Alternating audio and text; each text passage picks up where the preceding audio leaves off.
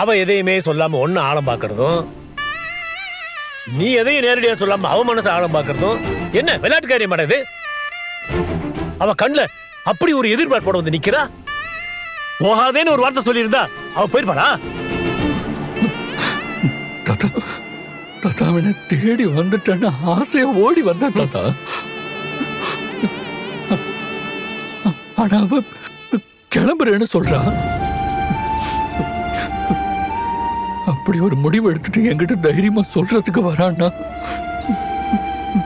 நான் என்னை விட்டு போகாதுக்கு அப்படின்னு சொல்லியிருந்தா மட்டும் அவ கேட்டிருப்பாளா தாத்தா? ஆமா, நான் தெரியாம தான் கேக்குறேன். சாவி கொடுக்க அவதான் வரணுமா? அவ உன்னை பார்க்க வந்தவதான்.